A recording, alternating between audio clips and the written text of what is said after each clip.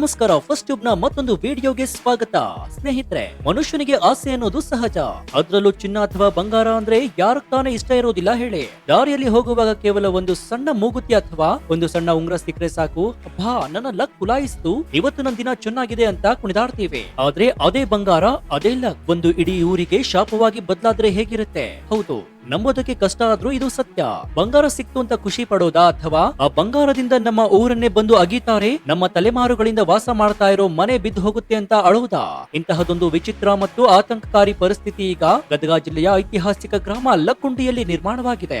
ಇದು ಸಿನಿಮಾದ ಕಥೆಯಲ್ಲ, ಲಕ್ಕುಂಡಿಯ real story. ಸಿಕ್ಕಿರೋದು ಒಂದಲ್ಲ ಎರಡಲ್ಲ, ಬರೋಬ್ಬರಿ ಅರ್ಧ ಕೆಜಿ ಬಂಗಾರ, ಅಂದ್ರೆ 466 ಗ್ರಾಂ ಪ್ಯೂರ್ ಗೋಲ್ಡ್. ಆದ್ರೆ ಈ ಚಿನ್ನ ಸಿಕ್ಕ ಮೇಲೆ ಶುರುವಾಯಿತು ನೋಡಿ ಅಸಲಿ ಆಟ. ಲಕ್ಕುಂಡಿಯ ಮಣ್ಣಿನ ಅಡಿಯಲ್ಲಿ ಕೇವಲ ಒಂದು ಬಿಂದಿಗೆ ಇದ್ಯಾ, ಅಥವಾ ಇಡೀ ಒಂದು ಸಾಮ್ರಾಜ್ಯವೇ ಮಣ್ಣಿನಲ್ಲಿ ಹೂತ್ ಹೋಗಿದ್ಯಾ?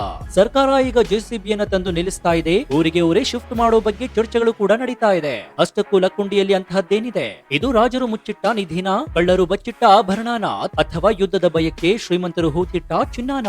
ಇವತ್ತಿನ ಈ ವಿಡಿಯೋದಲ್ಲಿ ಲಕ್ಕುಂಡಿಯ ಮಣ್ಣಿನ ರಹಸ್ಯವನ್ನ ಎಳಿಯಾಗಿ ಬಿಚ್ಚಿಡ್ತೀವಿ. ಆಗಿದ್ದಷ್ಟು ಚಿನ್ನ ಬರ್ತಾ ಇರೋದಾದ್ರೂ ಎಲ್ಲಿಂದ? ಈ ತರಹ ಚಿನ್ನ ಸಿಕ್ಕರೆ ಅದು ಯಾರಿಗೆ ಸೇರುತ್ತೆ? ಕಾನೂನು ಏನ್ ಹೇಳುತ್ತೆ? ಇತಿಹಾಸದ ಪುಟದಲ್ಲಿ ಲಕ್ಕುಂಡಿಯಂತಹ ಶ್ರೀಮಂತ ನಗರವಾಗಿತ್ತು ಅನ್ನೋದನ್ನ ಈ ವಿಡಿಯೋದಲ್ಲಿ ನೋಡೋಣ.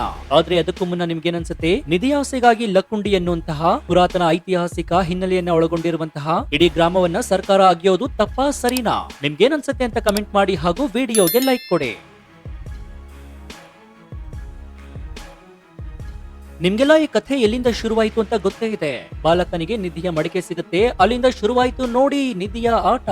ಚಿನ್ನ ಸಿಕ್ಕ ತಕ್ಷಣ ಇಡೀ ಊರಿಗೆ ಊರೇ ಇದು ರಾಜರ ಕಾಲದ ನಿಧಿ, ವಿಜಯನಗರದ ಖಜಾನೆ ಸಿಕ್ತು ಅಂತ ಮಾತನಾಡೋದಕ್ಕೆ ಶುರು ಮಾಡಿದ್ರು. ಆದ್ರೆ ಈ ಸ್ಟೋರಿಯಲ್ಲಿ ಅಸಲಿ ಟ್ವಿಸ್ಟ್ ಸಿಕ್ಕಿದ್ದೆ ಅಧಿಕಾರಿಗಳು ಆಭರಣವನ್ನ ಡೀಟೇಲ್ ಆಗಿ ಚೆಕ್ ಮಾಡಿದ್ಮೇಲೆ. ಇನ್ನು ನಿಧಿ ಸಿಕ್ಕರೆ ಖುಷಿ ಪಡಬೇಕಾದ ವಿಚಾರ ಹೌದು, ಆದ್ರೆ ಲಕ್ಕುಂಡಿಯ ಜನರಿಗೆ ಈಗ ನಿದ್ದೆ ಬರ್ತಾ ಇಲ್ಲ. ಯಾಕೆ ಗೊತ್ತಾ? ಚಿನ್ನ ಸಿಕ್ತು, ಇನ್ನೇನು ನಮ್ಮ ಊರು ಉಳಿಯೋದಿಲ್ಲ ಅನ್ನೋ ಭಯ ಅವರನ್ನ ಕಾಡ್ತಾ ಇದೆ. ಚಿನ್ನ ಸಿಕ್ಕ ಜಾಗದಲ್ಲಿ ಈಗ ಫುಲ್ ಸ್ಕೇಲ್ ಉತ್ಖನನ ಶುರು ಮಾಡಲಾಗಿದೆ. ಜನವರಿ 16ರಂದೇ ಅಧಿಕಾರಿಗಳು ಜೆಸಿಬಿಯನ್ನು ಇಳಿಸಿ ಕೆಲಸ ಶುರು ಮಾಡಿದ್ದಾರೆ. ಬಾಲಕನಿಗೆ ಚಿನ್ನ ಸಿಕ್ಕ ಜಾಗದಲ್ಲಿ 10x10 ಅಳತೆಯ ಹೊಂಡವನ್ನ ಮಾರ್ಕ್ ಮಾಡಿ ತೋಡಲಾಗಿದೆ. ಒಂದ್ ಕಡೆ ಪ್ರಜ್ವಲ್ ಕುಟುಂಬಕ್ಕೆ ಮನೆ ಕಟ್ಟೋಕೆ ಆಗದೆ ಅರ್ಧಕ್ಕೆ ಕೆಲಸ ನಿಂತು ಹೋಗಿದೆ. ಪಾಪ ಅವರಿಗೆ ತಾತ್ಕಾಲಿಕವಾಗಿ ಆದ್ರೂ ಬೇರೆ ಕಡೆ ಶಿಫ್ಟ್ ಆಗೋ ಪರಿಸ್ಥಿತಿ ಬಂದಿದೆ. ನಮ್ಮ ಜಾಗ ನಮಗೆ ಕೊಡಿ, ನಾವು ಮನೆ ಕಟ್ಕೊಳ್ತೀವಿ ಸ್ವಾಮಿ ಅಂತ ಆ ತಾಯಿ ಗಂಗವ್ವ ರಿಕ್ವೆಸ್ಟ್ ಮಾಡ್ತಾ ಇದ್ದಾರೆ. ಆದ್ರೆ ಇನ್ನೊಂದು ಕಡೆ ಸರ್ಕಾರಕ್ಕೆ ಇಲ್ಲೇನೋ ದೊಡ್ಡದು ಸಿಗಬಹುದು ಅಂತ ಸುಳಿವು ಸಿಕ್ಕಂತೆ ಕಾಣ್ತಾ ಇದೆ. ಯಾಕಂದ್ರೆ ಆ ಸೈಟ್ ಪಕ್ಕದಲ್ಲಿರುವಂತಹ ಸುಮಾರು 3 ಎಕರೆ ಜಮೀನನ್ನ ಅಕ್ವೈರ್ ಮಾಡ್ಕೊಳ್ಳೋದಕ್ಕೆ ಸರ್ಕಾರ ಗ್ರೀನ್ ಸಿಗ್ನಲ್ ಕೊಟ್ಟಿದೆ. ಅಲ್ಲಿ ಒಂದು ಮ್ಯೂಸಿಯಂ ಮಾಡೋ ಪ್ಲಾನ್ ಕೂಡ ಇರಬಹುದು. ಇದಷ್ಟೇ ಅಲ್ಲ, ಗದಗ ಜಿಲ್ಲಾಧಿಕಾರಿಗಳು ಒಂದು ಶಾಕಿಂಗ್ ಸ್ಟೇಟ್ಮೆಂಟ್ ಅನ್ನು ಕೊಟ್ಟಿದ್ದಾರೆ. ಉತ್ಖನನದಲ್ಲಿ ಏನಾದ್ರೂ ಮಹತ್ವದ ಪಳೆಯುಳಿಕೆಗಳು ಅಥವಾ ಇಡೀ ನಗರವೇ ಭೂಮಿಯ ಅಡಿಯಲ್ಲಿ ಸಿಕ್ಕರೆ ಲಕ್ಕುಂಡಿ ಗ್ರಾಮವನ್ನೇ ಸ್ಥಳಾಂತರ ಮಾಡಬೇಕಾಗಬಹುದು ಅಂತ ಬಾಂಬ್ ಅನ್ನು ಸಿಡಿಸಿದ್ದಾರೆ. ನಿಮಗ್ ನೆನಪಿದ್ಯಾ? ಹಂಪಿಯಲ್ಲಿ ಸ್ಮಾರಕ ರಕ್ಷಣೆಗಾಗಿ ಅಲ್ಲಿನ ಜನವಸತಿಯನ್ನ, ಬಜಾರ್ ಸಾಲುಗಳನ್ನ ಹೇಗೆ ತೆರವು ಮಾಡಲಾಯಿತು, ಅದೇ ಮಾದರಿಯಲ್ಲಿ ಲಕ್ಕುಂಡಿಗೂ ಬರಬಹುದು.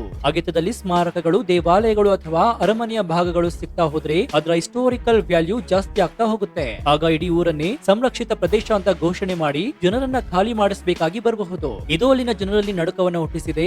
ಪ್ರಾಮಾಣಿಕತೆಗೆ ಭಯಂಕರ ಉಡುಗೊರೆ ಬರ್ತಾ ಇದೆ ಅಂತ ಜನ ಮಾತನಾಡ್ಕೊಳ್ತಾ ಇದ್ದಾರೆ. ನೂರಾರು ವರ್ಷಗಳಿಂದ ಹುಟ್ಟಿ ಬೆಳೆದಂತಹ ಊರು, ಆ ಮನೆ, ಆ ನೆನಪುಗಳನ್ನ ಬಿಟ್ಟು ಹೋಗೋದು ಅಂದ್ರೆ ಸುಮ್ನೆನಾ? ಚಿನ್ನ ಸಿಕ್ಕರೆ ಸರ್ಕಾರ ತಗೊಂಡು ಹೋಗ್ಲಿ ಪರವಾಗಿಲ್ಲ, ಆದ್ರೆ ನಮ್ಮ ಮನೆಗಳನ್ನ ಟಚ್ ಮಾಡಬೇಡಿ ಅನ್ನೋದು ಗ್ರಾಮಸ್ಥರ ಕಣ್ಣೀರು ಹಾಕ್ತಾ ಇದ್ದಾರೆ. ಧಾರವಾಡ ಸರ್ಕಲ್ ನ ಎಎಸ್ಐ ಅಧಿಕಾರಿಗಳ ಪ್ರಕಾರ ಆ ಬಿಂದಿಗೆಯಲ್ಲಿ ಸಿಕ್ಕಿರೋ ವಸ್ತುಗಳು ಯಾವುದು ರಾಜಮುದ್ರೆ ಇರುವಂತಹ ವಸ್ತುಗಳು ಅಥವಾ ಆ ಕಾಲದ ಚಿನ್ನದ ನಾಣ್ಯಗಳು ಪತ್ತೆಯಾಗಿಲ್ಲ. ಸಾಮಾನ್ಯವಾಗಿ ರಾಜರ ನಿಧಿಗಳಾಗಿದ್ರೆ ಅದರಲ್ಲಿ ನಾಣ್ಯಗಳು, ರಾಜಲಾಂಛನ ಇರುವ ವಸ್ತುಗಳು ಇರ್ತಾ ಇತ್ತು. ಅಲ್ಲದೆ ರಾಜರ ಆಭರಣಗಳು ಇಷ್ಟು ಚಿಕ್ಕ ಬಿಂದಿಗೆಯಲ್ಲಿ ಇಡೋದಕ್ಕೆ ಸಾಧ್ಯವಿಲ್ಲ.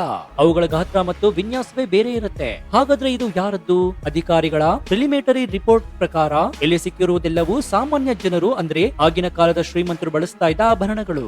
ಇದನ್ನ ನೋಡಿದ್ರೆ ನಮಗೆ ಒಂದು ಚಿತ್ರಣ ಸಿಗುತ್ತೆ. ನೂರಾರು ವರ್ಷಗಳ ಹಿಂದೆ ಲಕ್ಕುಂಡಿಯಲ್ಲಿ ವಾಸವಿದ್ದ ಯಾವುದೋ ಒಂದು ಶ್ರೀಮಂತ ಕುಟುಂಬ ಅಥವಾ ಒಬ್ಬ ದೊಡ್ಡ ವ್ಯಾಪಾರಿ ತನ್ನ ಮನೆಯಲ್ಲಿದ್ದ ಒಡವೆಯನ್ನ ಈ ಬಿಂದಿಗೆಯಲ್ಲಿ ಹಾಕಿ ಮಣ್ಣಲ್ಲಿ ಹೂತಿಟ್ಟಿರಬಹುದು. ಹಾಗಾದ್ರೆ ಯಾಕೆ ಹೂತಿಟ್ಟಿದ್ರು? ಇದಕ್ಕೆ ಕಾರಣ ಆಗಿನ ಕಾಲದ ಅನಿಶ್ಚಿತತೆ. ಬ್ಯಾಂಕ್ ಲಾಕರ್ ಸಿಸ್ಟಮ್ ಇಲ್ಲದ ಆ ಕಾಲದಲ್ಲಿ ಕಳ್ಳರ ಭಯ ವಿಪರೀತವಾಗಿತ್ತು. ಅಥವಾ ಪರಕೀಯರ ದಾಳಿ, ಯುದ್ಧದ ಸಂದರ್ಭದಲ್ಲಿ ಶತ್ರು ಸೈನ್ಯ ಊರಿಗೆ ನುಗ್ತಾ ಇದೆ ಅಂತ ಗೊತ್ತಾಗ್ತಾ ಇದ್ದಾಗ ತಮ್ಮ ಸಂಪತ್ತನ್ನ ಕಾಪಾಡಿಕೊಳ್ಳಲು ಜನ ಮಾಡ್ತಾ ಇದ್ದ ಒಂದೇ ಉಪಾಯ ಅಂದ್ರೆ ಅದನ್ನ ಭೂಮಿಯ ಅಡಿಯಲ್ಲಿ ಮುಚ್ಚಾಕೋದು. ಯುದ್ಧ ಮುಗಿದ್ಮೇಲೆ ಪರಿಸ್ಥಿತಿ ಶಾಂತವಾದ್ಮೇಲೆ ಬಂದು ತಗೊಳ್ಳೋಣ ಅಂತ ಅವರು ಅನ್ಕೊಂಡಿರಬಹುದು. ಆದ್ರೆ ವಿಧಿಯ ಆಟವೇ ಬೇರೆ ಇತ್ತು. ಆ ಕುಟುಂಬ ಬಹುಶಃ ಯುದ್ಧದಲ್ಲಿ ಸತ್ತಿರಬಹುದು ಅಥವಾ ಊರು ಬಿಟ್ಟು ಓಡಿ ಹೋಗಿ ಮತ್ತೆ ವಾಪಸ್ ಬರೋದಕ್ಕೆ ಆಗದೇ ಇರಬಹುದು. ಆದ್ರೆ ಅವರು ಹೂತಿಟ್ಟ ಚಿನ್ನ ಮಾತ್ರ ಲಕ್ಕುಂಡಿಯ ಮಣ್ಣಿನ ಅಡಿಯಲ್ಲಿ ಹಾಗೆ ಉಳಿದುಕೊಂಡಿತ್ತೆ. ರಾಜ್ಯ ಪುರಾತತ್ವ ಇಲಾಖೆ ಇದನ್ನ ತುಂಬಾ ಸೀರಿಯಸ್ ಆಗಿ ತಗೊಂಡಿದೆ. ಕಾರ್ಬನ್ ಡೇಟಿಂಗ್ ಮತ್ತು ಆಭರಣ ಶೈಲಿಗಳನ್ನ ನೋಡಿದ್ರೆ ಇವು ವಿಜಯನಗರ ಸಾಮ್ರಾಜ್ಯ ಅಥವಾ ಕಲ್ಯಾಣಿ ಚಾಲುಕ್ಯರ ಕಾಲಘಟ್ಟಕ್ಕೆ ಸೇರಿದ್ದು ಇರಬಹುದು ಅನ್ನೋ ಅನುಮಾನ ಕೂಡ ಇದೆ. ಇನ್ನು ಕಾನೂನಿನ ಪ್ರಕಾರ ಇದು 100 ವರ್ಷಗಳಿಗಿಂತ ಹಳೆಯದಾಗಿರೋದ್ರಿಂದ ಇದನ್ನ ಆಂಟಿಕ್ ಅಥವಾ ಪುರಾತನ ವಸ್ತು ಅಂತ ಪರಿಗಣಿಸಲಾಗುತ್ತೆ. ಆದ್ರೆ ಇಲ್ಲಿ ಮೂಡುವ ಅತಿ ದೊಡ್ಡ ಪ್ರಶ್ನೆ ಏನಂದ್ರೆ ಲಕ್ಕುಂಡಿಯಲ್ಲಿ ಯಾಕೆ ಪದೇ ಪದೇ ಇಂತಹ ವಸ್ತುಗಳು ಸಿಗ್ತಾ ಇವೆ? ಕಳೆದ ದಿನಗಳ ಹಿಂದಷ್ಟೇ ಇದೇ ಊರಿನಲ್ಲಿ ಅಪರೂಪದ ರತ್ನಗಳು, ಹವಳಗಳು, ಮಣಿಗಳು ಸಿಕ್ಕಿದ್ವು. ಈಗ ಅರ್ಧ ಕೆಜಿ ಚಿನ್ನ. ಹಾಗಾದ್ರೆ ಆ ಕಾಲದಲ್ಲಿ ಲಕ್ಕುಂಡಿ ಎಷ್ಟು ಶ್ರೀಮಂತವಾಗಿತ್ತು? ಅಲ್ಲಿನ ಜನ ಎಷ್ಟು ದುಡ್ಡು ಓಡಾಡಿಸ್ತಾ ಇದ್ರು? ಇದರ ಇತಿಹಾಸವನ್ನ ನೀವು ತಿಳಿದ್ರೆ ನಿಜಕ್ಕೂ ಕೂಡ ಆಶ್ಚರ್ಯ ಪಡ್ತೀರಾ. ಇವತ್ತು ಲಕ್ಕುಂಡಿ ಅಂದ್ರೆ ಗದಗ ಜಿಲ್ಲೆಯ ಒಂದು ಸಾಮಾನ್ಯ ಹಳ್ಳಿ ಅಂತ ನೀವು ಅನಿಸಬಹುದು. ಆದ್ರೆ ಇತಿಹಾಸದ ಕನ್ನಡಿ ಹಾಕಿ ನೋಡಿದ್ರೆ ಅದೊಂದು ಕಾಲದ ಮೆಟ್ರೋಪಾಲಿಟಿಕ್ ಸಿಟಿ ಆಗಿತ್ತು ಅಂತ ನೀವು ನಂಬಲೇಬೇಕು. ಮಧ್ಯಕಾಲದ ಇತಿಹಾಸದಲ್ಲಿ ಇದನ್ನ ಲೊಕ್ಕಿಗುಂಡಿ ಅಂತ ಕರೆಯಲಾಗ್ತಾ ಇತ್ತು. ಸುಮಾರು 10ನೇ ಶತಮಾನದಿಂದ 12ನೇ ಶತಮಾನದವರೆಗೆ ಕಲ್ಯಾಣಿ ಚಾಲುಕ್ಯರ ಕಾಲದಲ್ಲಿ ಇದೊಂದು ಪ್ರಮುಖ ವಾಣಿಜ್ಯ ಕೇಂದ್ರ ಮತ್ತು ಉಪರಾಜಧಾನಿಯ ಮಟ್ಟದ ನಗರವಾಗಿತ್ತು.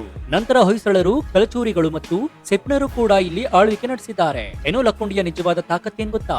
ಇಲ್ಲಿರೋದು ಬರೋಬ್ಬರಿ 101 ದೇವಸ್ಥಾನಗಳು ಮತ್ತು 101 ಬಾವಿಗಳು. ನೀವೇ ಲಾಜಿಕ್ ನಲ್ಲಿ ಯೋಚನೆ ಮಾಡಿ ನೋಡಿ, ಒಂದು ಸಣ್ಣ ಊರಲ್ಲಿ 100ಕ್ಕೂ ಹೆಚ್ಚು ಕಲಾತ್ಮಕ ದೇವಸ್ಥಾನಗಳನ್ನ ಕಟ್ಟಿಸಬೇಕು ಅಂದ್ರೆ ಅಲ್ಲಿನ ಜನ ಎಷ್ಟು ಸುಭಿಕ್ಷಿತರಾಗಿದ್ರು ಅಂತ, ಅಲ್ಲಿ ಎಷ್ಟು ಹಣ ಹರಿದಾಡಿರ್ಬೇಕು ಅಂತ.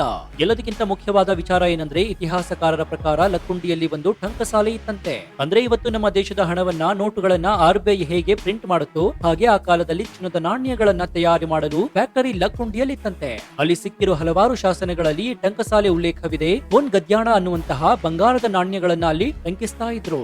ಎಲ್ಲಿ ದುಡ್ಡು ಪ್ರಿಂಟ್ ಆಗುತ್ತೋ, ಎಲ್ಲಿ ಟಂಕಸಾಲೆ ಇರುತ್ತೋ ಅಲ್ಲಿ ಬಂಗಾರದ ಒಳಹರಿವು ಜಾಸ್ತಿ ಇದ್ದೇ ಇರುತ್ತೆ.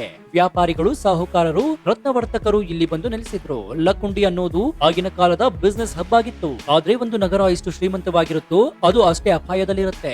ಲಕ್ಕುಂಡಿಯ ಐಸಿರಿ ನೋಡಿ ಅಕ್ಕಪಕ್ಕದ ರಾಜರು ಮತ್ತು ಶತ್ರುಗಳ ಕಣ್ಣು ಬಿತ್ತು. ಚೋಳರ ನಂತರ ಬಹುಮನಿ ಸುಲ್ತಾನರು ಮತ್ತು ಮರಾಠರು ಹೀಗೆ ಒಬ್ಬೊಬ್ಬರಾದ ಮೇಲೆ ಒಬ್ಬರಂತೆ ಬಂದು ಲಕ್ಕುಂಡಿಯ ಮೇಲೆ ದಾಳಿಯನ್ನ ಮಾಡ್ತಾರೆ. ಶತ್ರು ಸೈನ್ಯ ಊರಿಗೆ ನುಗ್ಗಿ ಲೂಟಿ ಮಾಡೋದಕ್ಕೆ ಶುರು ಮಾಡಿದಾಗ ಊರಿನ ಜನ ತಮ್ಮ ಪ್ರಾಣ ಉಳಿಸಿಕೊಳ್ಳೋದು ಮುಖ್ಯವೋ ಅಥವಾ ಚಿನ್ನ ಉಳಿಸಿಕೊಳ್ಳೋದು ಮುಖ್ಯವೋ ಅನ್ನೋ ಗೊಂದಲಕ್ಕೆ ಬೀಳ್ತಾರೆ. ಆಗ ಅವರು ಕಂಡುಕೊಂಡಂತಹ ದಾರಿ ಭೂಮಿ ತಾಯೇ. ತಮ್ಮ ಸಂಪತ್ತನ್ನ ಗಂಟು ಕಟ್ಟಿ ಬಿಂದಿಗೆಯಲ್ಲಿ ಹಾಕಿ ತಮ್ಮ ಮನೆಯ ಅಂಗಳದಲ್ಲೋ ಹಿತ್ತಲಲ್ಲೋ ಆಳವಾಗಿ ಗುಂಡಿ ತೋಡಿ ಮುಚ್ಚಿಡ್ತಾ ಇದ್ರು. ಶತಮಾನಗಳು ಉರುಳಿದ್ವು. ಆ ಜಾಗದ ಮೇಲೆ ಹೊಸ ಮಣ್ಣು ಬಂದು ಕೂತಿತ್ತು. ಹಳೆ ಮನೆಗಳು ಬಿದ್ದು ಹೊಸ ಮನೆಗಳು ಬಂದವು. ರಸ್ತೆಗಳು ಬದಲಾದ್ವು. ಆದ್ರೆ ಅಡಿಗೆ ಸೇರಿದಂತಹ ನಿಧಿ ಮಾತ್ರ ಹಾಗೆ ಸೈಲೆಂಟ್ ಆಗಿ ಕಾಯ್ತಾ ಕುಳಿಯಿತು. ಇವತ್ತು ಪ್ರಜ್ವಲ್ಗೆ ಸಿಕ್ಕಿರೋದು ಬಹುಶಃ ಆ ಬೃಹತ್ ಐಸಿರಿಯ ಒಂದು ಸಣ್ಣ ತುಣುಕು ಮಾತ್ರ ಇರಬಹುದು ಅನ್ನೋದು ತಜ್ಞರ ಬಲವಾದ ವಾದ. ಇನ್ನು 2024 ನವೆಂಬರ್ ನಲ್ಲೂ ಕೂಡ ಇಲ್ಲಿ ದೊಡ್ಡ ಮಟ್ಟದ ಸರ್ವೆ ಆಗಿತ್ತು. ಆಗಲೂ ಗ್ರಾಮಸ್ಥರು ತಮ್ಮ ಹತ್ರ ಇದ್ದಂತಹ ಎಷ್ಟೋ ಹಳೆ ಕಾಲದ ವಸ್ತುಗಳನ್ನ ಇಲಾಖೆಗೆ ಒಪ್ಪಿಸಿದ್ರು. ಆದ್ರೆ ಈಗ ಬ್ಯಾಕ್ ಟು ಬ್ಯಾಕ್ ಸಿಗ್ತಾ ಇರೋದು ಚಿನ್ನದ ಬಿಂದಿಗೆ ಮತ್ತು ಅಪರೂಪದ ಮಣಿಗಳು, ಹರಳುಗಳು ಸರ್ಕಾರದ ಕಣ್ಣನ್ನ ಲಕ್ಕುಂಡಿಯ ಮೇಲೆ ನೆಡುವಂತೆ ಮಾಡಿದೆ. ಹಾಗಾದ್ರೆ ಇದ್ರ ಬಗ್ಗೆ ಕೋರ್ಟ್ ಏನ್ ಹೇಳುತ್ತೆ? ಈಗ ಒಂದು ಪ್ರಶ್ನೆ ಕೂಡ ಮೂಡುತ್ತೆ, ನನ್ನ ಜಾಗದಲ್ಲಿ ನನಗೆ ನಿಧಿ ಸಿಕ್ಕರೆ ಅದು ನಂದೇ ಅಲ್ವಾ ಅಂತ? ಖಂಡಿತ ಅಲ್ಲ. ಇಲ್ಲಿ ನಮಗೆ ಕಾನೂನು ಗೊತ್ತಿರಬೇಕಾಗತ್ತೆ. ಬ್ರಿಟಿಷರ ಕಾಲದ ಇಂಡಿಯನ್ ಟ್ರೆಸರ್ 1978ರ ಕಾನೂನು ನಮ್ಮ ದೇಶದಲ್ಲಿದೆ. ಇದರ ಪ್ರಕಾರ ಭಾರತದ ಭೂಮಿಯ ಅಡಿಯಲ್ಲಿ ಯಾವುದೇ ಬೆಲೆ ಬಾಳುವ ವಸ್ತು ಅಥವಾ ನಿಧಿ ಸಿಕ್ಕರೆ ಅದರ ಮೇಲೆ ಸಂಪೂರ್ಣ ಹಕ್ಕು ಇರೋದು ಸರ್ಕಾರಕ್ಕೆ ಮಾತ್ರ. ಅದು ನಿಮ್ಮ ಸ್ವಂತ ಪಟ್ಟ ಜಮೀನೇ ಆಗಿರಲಿ. ಅಗಿಯುವಾಗ ನಿಧಿ ಸಿಕ್ಕರೆ ಅದನ್ನ ಮುಚ್ಚಿಡುವ ಹಾಗಿಲ್ಲ. ಕೂಡಲೇ ಡಿಸಿ ಅಥವಾ ತಹಸೀಲ್ದಾರ್ಗೆ ಮಾಹಿತಿಯನ್ನ ಕೊಡ್ಲೇಬೇಕು. ಒಂದ್ ವೇಳೆ ನೀವು ಅದನ್ನ ಮುಚ್ಚಿಟ್ಕೊಂಡು ಕದ್ದು ಮಾರಾಟ ಮಾಡೋದಕ್ಕೆ ಹೋದ್ರೆ ಜೈಲು ಶಿಕ್ಷೆ ಆಗೋ ಚಾನ್ಸಸ್ ಕೂಡ ಇರುತ್ತೆ. ಹಾಗಾದ್ರೆ ಪ್ರಾಮಾಣಿಕವಾಗಿ ಸರ್ಕಾರಕ್ಕೆ ಒಪ್ಪಿಸಿದ್ರೆ ಆ ಬಾಲಕ ಪ್ರಜ್ವಲ್ಗೆ ಏನ್ ಸಿಗುತ್ತೆ? ಬರೀ ಕೈಯಲ್ಲಿ ಕಳಿಸ್ತಾರಾ? ಖಂಡಿತ ಇಲ್ಲ. ನಮ್ಮ ರಾಜ್ಯ ಪುರಾತತ್ವ ಇಲಾಖೆಯ ನಿಯಮದ ಪ್ರಕಾರ ಸಿಕ್ಕಿರೋ ವಸ್ತುವಿನ ಮೌಲ್ಯ ಮಾಪನ ಮಾಡಲಾಗುತ್ತೆ. ಅದು ಎಷ್ಟು ಬೆಲೆ ಬಾಳುತ್ತೆ ಅನ್ನೋದರ ಮೇಲೆ ಸುಮಾರು 20% ನಷ್ಟು ಹಣವನ್ನ ಬಹುಮಾನದ ರೂಪದಲ್ಲಿ ಆ ವಸ್ತುವನ್ನ ಪತ್ತೆ ಮಾಡಿದವರಿಗೆ ಕೊಡ್ಲಾಗುತ್ತೆ. ಈಗ ಲಕ್ಕುಂಡಿಯಲ್ಲಿ ಸಿಕ್ಕಿರೋ ಚಿನ್ನದ ಬೆಲೆ ಸರಿಸುಮಾರು 40 ಲಕ್ಷ ಅಂತ ಅನ್ಕೊಂಡ್ರೆ ಪ್ರಜ್ವಲ್ ಕುಟುಂಬಕ್ಕೆ ಕಾನೂನುಬದ್ಧವಾಗಿ 7 ರಿಂದ 8 ಲಕ್ಷ ರೂಪಾಯಿ ಸಿಗೋ ಸಾಧ್ಯತೆ ಇದೆ. ಇನ್ನು ಸಿಎಂ ಸಿದ್ದರಾಮಯ್ಯ ಅವರು ಕೂಡ ಬಾಲಕನ ಪ್ರಾಮಾಣಿಕತೆಯನ್ನ ಮೆಚ್ಚಿ ಸೂಕ್ತ ಬಹುಮಾನವನ್ನ ಕೊಡುವುದಾಗಿ ಭರವಸೆಯನ್ನು ನೀಡಿದ್ದಾರೆ. ಒಟ್ಟಾರೆಯಾಗಿ ಇತಿಹಾಸ ಮತ್ತು ಬದುಕು ಇವೆರಡರ ನಡುವೆ ಯಾವಾಗಲೂ ಒಂದು ಸಂಘರ್ಷ ಇದ್ದೇ ಇರುತ್ತೆ. ಲಕ್ಕುಂಡಿಯಲ್ಲಿ ಆಗ್ತಾ ಇರೋದು ಕೂಡ ಅದೇ. ಒಂದು ಕಡೆ ನಮ್ಮ ನಾಡಿನ ಶ್ರೀಮಂತ ಇತಿಹಾಸವನ್ನ ಹೊರಗೆ ತರಬೇಕಾದ ಅನಿವಾರ್ಯತೆ ಇದೆ. ಮಣ್ಣಿನ ಅಡಿಯಲ್ಲಿ ಮುಚ್ಚಿ ಹೋಗಿರೋ ಆ ವೈಭವದ ದಿನಗಳನ್ನ ಜಗತ್ತಿಗೆ ತೋರಿಸಬೇಕು. ಅದು ನಮ್ಮ ಹೆಮ್ಮೆ ಕೂಡ ಹೌದು. ಆದ್ರೆ ಇನ್ನೊಂದು ಕಡೆ ಅದೇ ಮಣ್ಣನ್ನ ನಂಬಿಕೊಂಡು ಬದುಕ್ತಾ ಇರೋ ಬಡವರಿದ್ದಾರೆ. ಒಂದು ತಾಮ್ರದ ಬಿಂದಿಗೆ ಇಡೀ ಊರಿನ ಭವಿಷ್ಯವನ್ನೇ ಡಿಸೈಡ್ ಮಾಡೋ ಸಿಚುವೇಶನ್ ಬಂದಿದೆ. ಒಂದ್ ವೇಳೆ ನಮ್ಮ ಗತವೈಭವ ಸಾರೋ ದೊಡ್ಡ ನಗರ ಹಂಪಿಯ ತರಹ ಲಕ್ಕುಂಡಿಯ ಕೆಳಗೆ ಸಿಗುತ್ತೆ ಅಂತಾದ್ರೆ ದಯವಿಟ್ಟು ಉತ್ಖನನ ಮಾಡಿ. ಆದ್ರೆ ಅಲ್ಲಿರೋ ಜನರಿಗೆ ಯಾವುದೇ ತೊಂದರೆ ಆಗದಂತೆ ನೋಡ್ಕೊಳ್ಳಿ. ಸೊ ಈ ಬಗ್ಗೆ ನಿಮ್ಮ ಅಭಿಪ್ರಾಯ ಏನು ಅಂತ ಕಮೆಂಟ್ ಮಾಡಿ ಹಾಗೂ ವಿಡಿಯೋಗೆ ಲೈಕ್ ಕೊಡಿ. ಜೊತೆಗೆ ನೀವಿನ್ನೂ ನಮ್ಮ ಚಾನೆಲ್ ಅನ್ನ ಸಬ್ಸ್ಕ್ರೈಬ್ ಮಾಡ್ಕೊಂಡಿಲ್ಲ ಅಂದ್ರೆ ಈ ಕೂಡಲೇ ಸಬ್ಸ್ಕ್ರೈಬ್ ಮಾಡ್ಕೊಂಡು ಪಕ್ಕದಲ್ಲಿರುವಂತಹ ಬೆಲ್ ಐಕಾನ್ ಅನ್ನ ಪ್ರೆಸ್ ಮಾಡಿ. ಇದರಿಂದ ನಾವು ಹಾಕುವ ಹೊಸ ವಿಡಿಯೋಗಳ ನೋಟಿಫಿಕೇಶನ್ ಮೊದಲು ನಿಮಗೆ ಸಿಗುತ್ತೆ. ಇದಾಗಿತ್ತು ಈ ಕ್ಷಣದ ವಿಶೇಷ. ನೋಡ್ತಾ ಇರಿ ಫಸ್ಟ್ ಟ್ಯೂಬ್ ಕನ್ನಡ. ಧನ್ಯವಾದ.